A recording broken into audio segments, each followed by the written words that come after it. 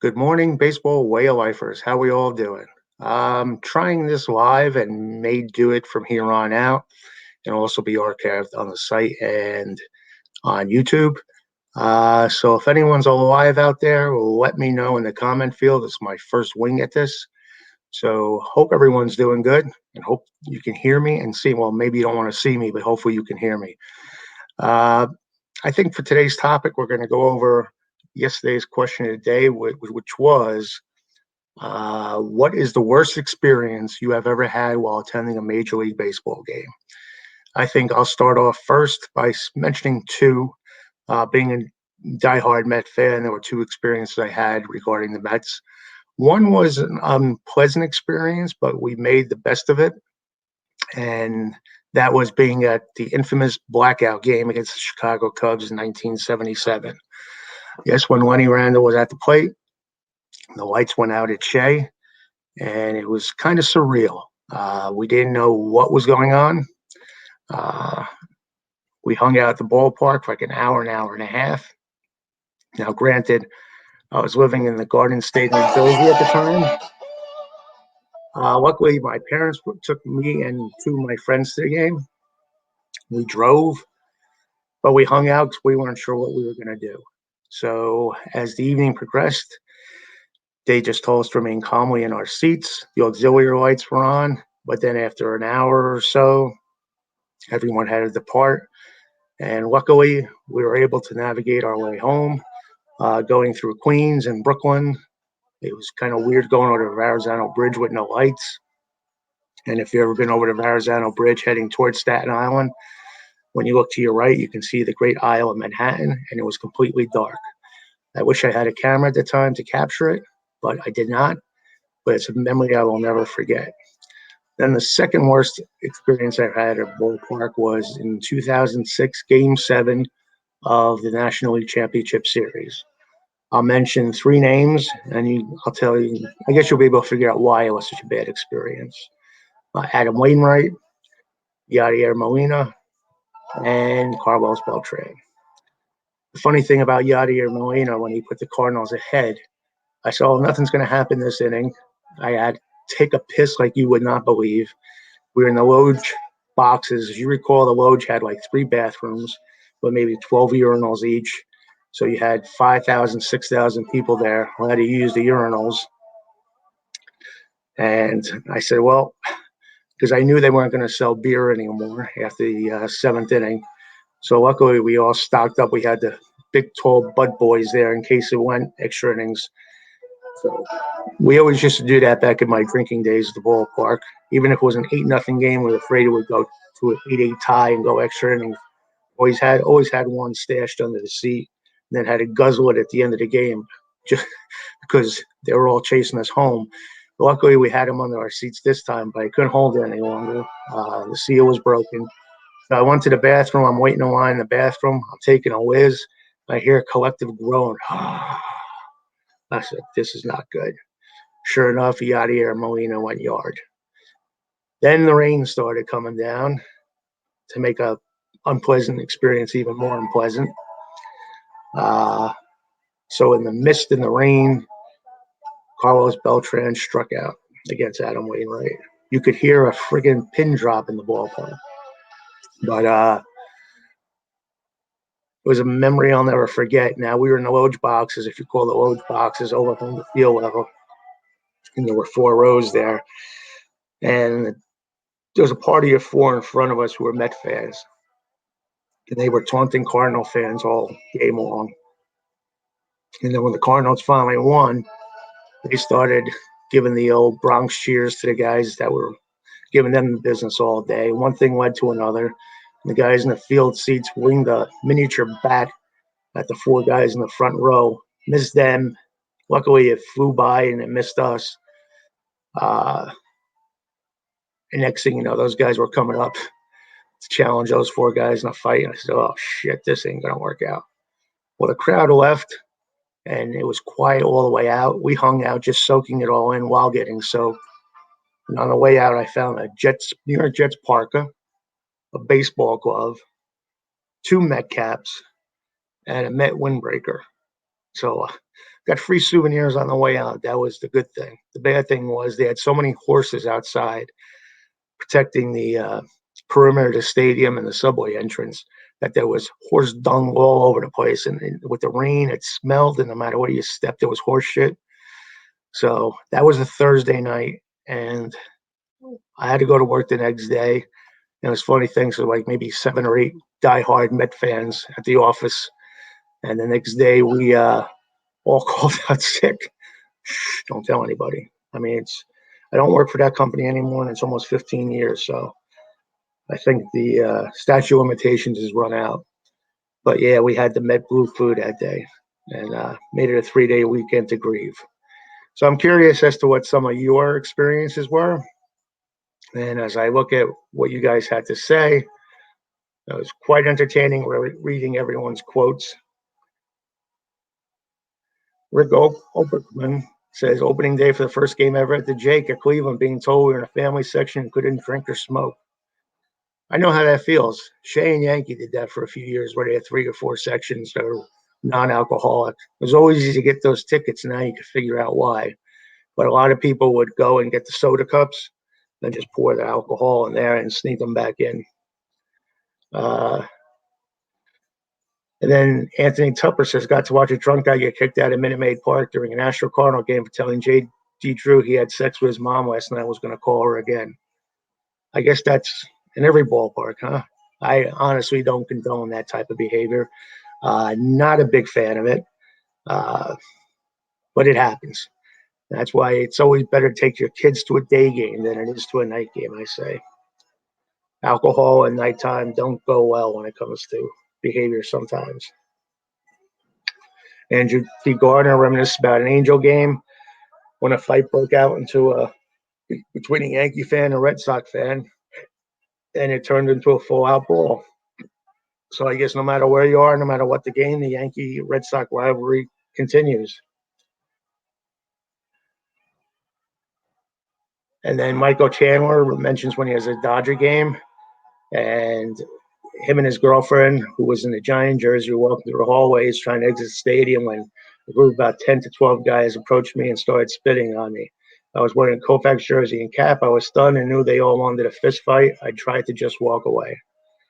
Seems like that's another one people flies under the radar here on the East Coast, but I think that Giant Dodger rivalry is not the friendliest either amongst the fans. Raymond Barnett says, my girlfriend told me we need to talk. That has to be the worst place for a girlfriend to say we need to talk. Darryl Featherly says not paying attention, getting hit in the face with a foul ball. Spent most of the game in the medical area of Comiskey, then half the night the ERA, ending up with a shattered nose. That sucks. I will tell you another story about a bad experience I had, and that was in, I think, 1976. My family again took my friends down to Philadelphia. We were in the 500 level, which was the upper tier at Veterans Stadium, rooting for the Mets. And I think because me and my friends were being a little bit vocal about the Mets, firecrackers were tossed our way, and the firecracker landed in the back in the back seat of my in the seat of the chair my father was sitting in. He was leaning forward, and the firecracker went off. It like stung us all in the ear a little bit, burnt a hole in his shirt. We had to go down to the medics, and we were there till after the game as he was being attended to. Luckily, he was okay. The Phillies decided to conference 2 games of our choice going forward. So Pittsburgh was a big team at that time, and the Dodgers were big. So we got good seats for the Dodgers and Pirates. But they also knew we were Met fans. So tip of the hat to Tug McGraw. He came out to greet us. I guess they sent Tug out. I also think they didn't want a big lawsuit on their hands. But they sent Tug out to greet us, and he thanked us for coming to the game, apologized for the incident, thanked us for being a Met fans, and thanking us for coming out to the Met. It was a very nice Tug, and the Phillies did make amends. I'll give them credit. But be careful. Don't go down 4th of July season and root for the other team when you're in Philadelphia. Maxwell Kate says, my dad and I got into a fight with the drunks. Fortunately, we both knew to walk away. That seems to be a common theme with baseball these days, is the drunks, isn't it?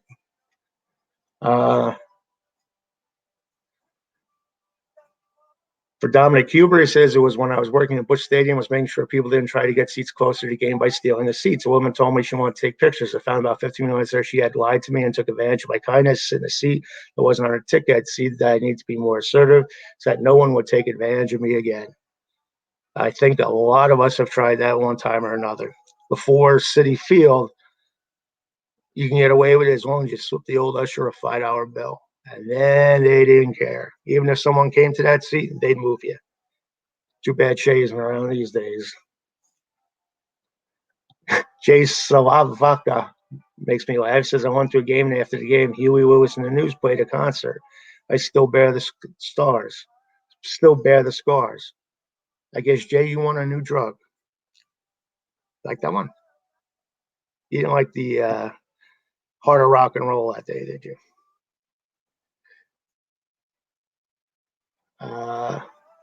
John Ford has made a funny. He said a hot dog at Yankee Stadium in 1988. Technically, I suppose the experience wasn't until I got home. For me, it's always the morning after. That's when you feel everything coming together, and yeah, it's time to have a couple sprints to the bathroom. Raymond Wolfong said it had someone spill beer all over. A junior age girl from my church at a KC Royal game. Douglas Monroe had a scary incident where he says, my 2-year-old fell down the concrete steps at Tropicana, hitting her head. She was okay, just a bump. Glad everything turned out okay. John Valio says, is there such a thing? John, I hate to say it, but there can be. But we always make the best of it, and we always come back.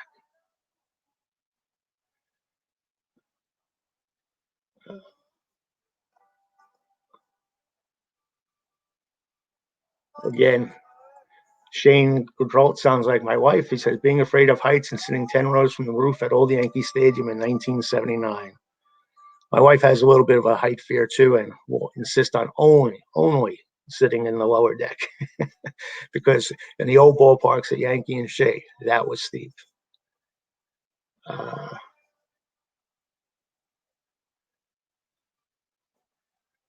Mike Cisco says, trying to get to my seat and tripping down 3 rows in front of me, spilling my soda and nachos and fries across the entire family in front of me. He left. I hate when that happens. I just love my food so much. Even if I lose one nacho, I'm grieving for days. Lenny Levine, again, a common theme, huge brawl in the box seats at Yankee Stadium during a Red Sox game. Must have been 20 participants, all wearing suits and ties. I don't know. In the lower seats, I don't know if you realize that, but in order to get into a fight at Yankee Stadium, you need to wear a suit and a tie. Otherwise, no fighting allowed. You must be properly dressed at Yankee Stadium.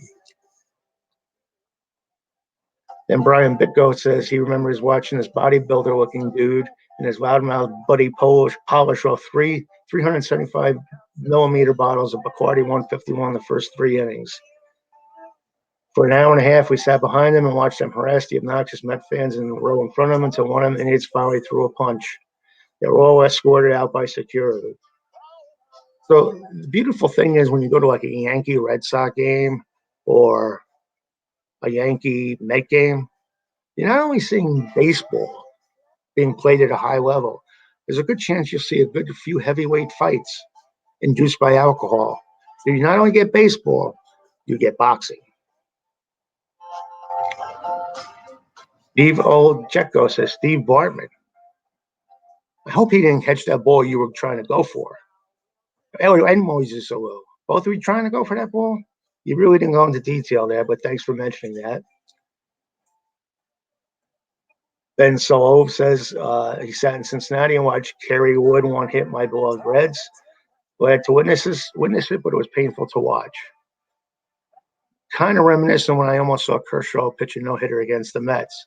It got to the point where it was like the 7th inning, I think he still had the no-hitter, and the Mets weren't really doing well, and that was 2015 when they turned it around. I think they turned it around that weekend, actually, but they lost to Kershaw that day, and I had almost resigned myself that the Mets were not going to go anywhere, so don't sue me, but I was actually almost hoping for the Mets to lose and have Kershaw throw a no-hitter.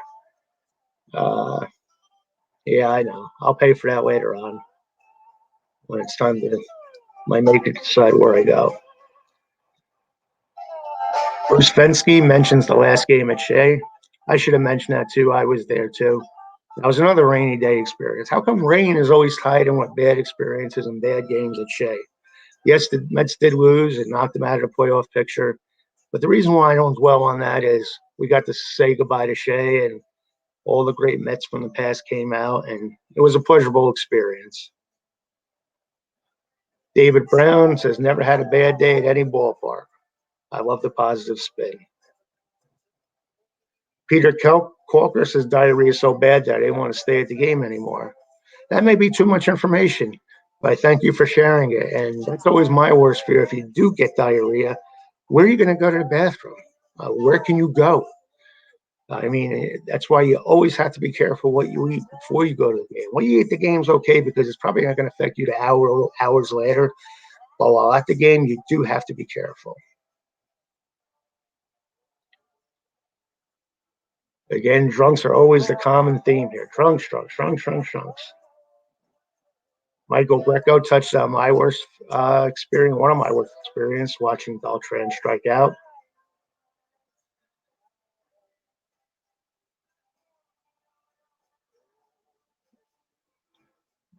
Uh, George Cruz, it's painful when he says this. It was watching Willie Mays playing with the Mets and terribly misjudging a fly ball. So sad to see greatness on its way down. And unfortunately, that's what I remember about Willie Mays, too, especially the 73 World Series. So my memories of Willie aren't that great, but at least I got to see him play, and he was a Met.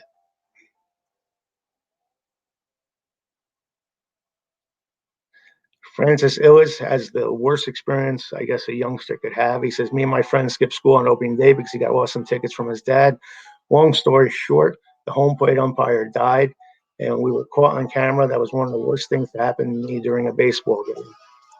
I have a similar experience. I don't know if you guys know, but I was a vendor at Shea Stadium, and there was a 20-night doubleheader at Citi Field with the Reds and the Mets on a Friday night. And at Shea, to maintain your seniority, get a higher percentage in a bonus at the end of the year, you had to work 65% of the game. So I was there just to get my event in. Well, WOR televised both games of that doubleheader. The following Monday, I go to work, and someone I knew, not in my immediate area, came up to me and said, hey, saw you on TV Friday at the Met game. Well, lo and behold, it was me and another guy. We were both selling hot dogs on the field level, and the cameras panned on us. And they said, I think what Tim McCarver said, well, I guess these guys are waiting for the crowd to come in and taking in the ball games all they do. And when he said that, oh, Tony, I pulled him aside. You got to keep this to yourself. I actually called out sick. So luckily, because the Mets were so bad, no one else saw the game or saw me on WOR. We're just too afraid to say something or had pity on me that I was actually going through the suffering of being at that 20-night doubleheader. So my Ferris Bueller story of the day is that. And remember, if you work at a ballpark or anywhere where you can be on television, at least take a vacation day. Don't call out sick. Patrick McCarty says, watching obnoxious Yankee fans taught the hometown Rangers before the Rangers had ever accomplished anything. Ernie Stender mentions driving 4 hours to Atlanta and the game was rained out. Boy, that's the worst. Driving 4 hours even when a beautiful day is out there and the game is played in its entirety is a long drive. So I feel your pain on that one. Hal Seitz mentions the 2019 World Series when he went to the Nationals Park and they lost. It was still pretty cool to be at a World Series game. And I agree with you. If you can attend the World Series game, the atmosphere, the buzz of being there will always last in your head. Win or lose, I've been to both. That was the 2015 World Series when the Mets won a game and lost two. It's still a great experience. Ray Hack mentions getting ripped off by a scalper. That happens to everyone. Back in the day, there were a lot of duplicate tickets sold out there. I never experienced it, but I know friends of mine who bought hockey tickets in Philadelphia, sat in a seat. Next thing you know, here comes another two people coming to sit in their seats. They had counterfeit tickets. My friend got thrown out. And later that guy got thrown out because the person with the real ticket showed up. Steve Rukin mentions the power failure game at Citi Field. So looks like a few of us were there that day. I wish I had known you, Steve. Could have given you a ride home back then.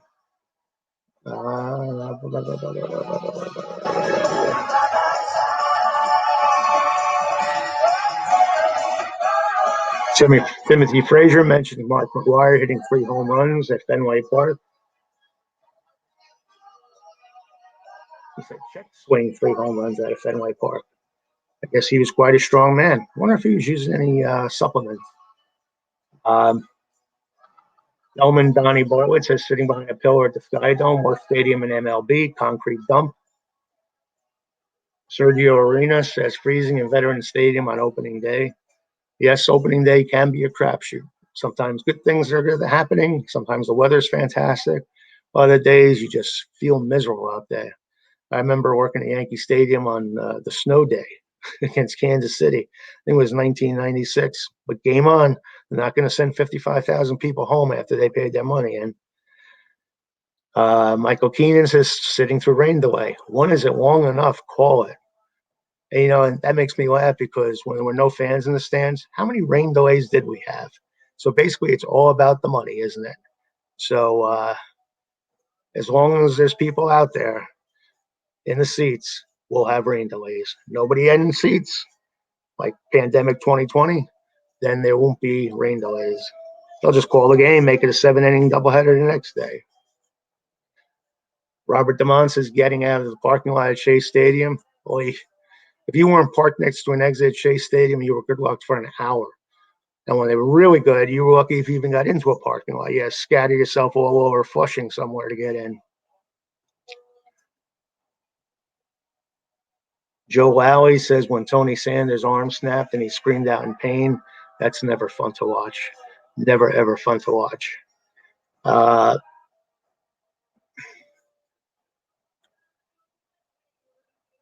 Sean Williams says getting thrown out of the Yankee Angel game in 2013 or 14 when a fight broke out in the bleachers in the 8th inning. Instead of heading towards the people fighting, a security guard came towards me because I was recording the fight. He reached his hand out to grab the phone. I told him, get your fucking hand out of my face, and he had the police escort me out. Despite being a diehard Yankee fan, I was ready to boycott the stadium for life after this.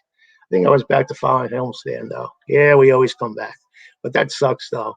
I guess see no evil, hear no evil. If you filmed it, then I guess they're accountable.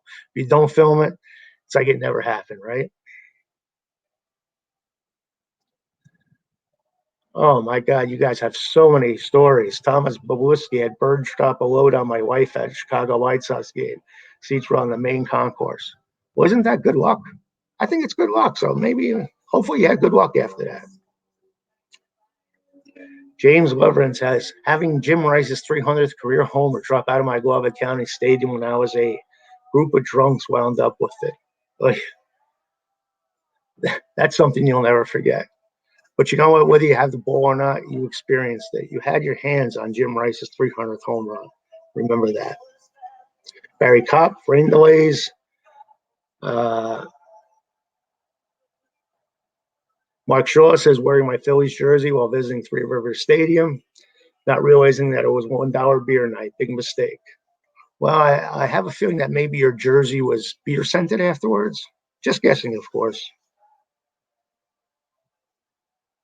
Fred Zittel says sitting in a rain-soaked game for 5 innings with no score, and then the game is called, and there's no refund of the ticket. No words. That's got to be the worst. Jim St. Clair says the last game at Shea. Abe Gottner makes me laugh. Gottner, I'm not sure how you say your name. Sitting next to my ex-wife, kept hoping a foul ball would hit her. I guess it didn't. Otherwise, you wouldn't be posting that today.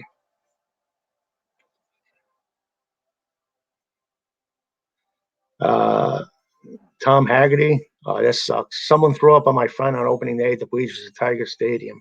What do you do then? You have to walk around with the smell of vomit on you all day long. A lot of people, rain delays, drunks, using the bathrooms. Oh, Bob Wall, I'm sorry to hear this one. Got mugged at knife point at a Met game by a group of kids when I was 8. That's uncalled for. I hope no one ever experiences that. Paul Maini says almost falling off the upper deck in Shea Stadium. That's scary. That could be quite a fall.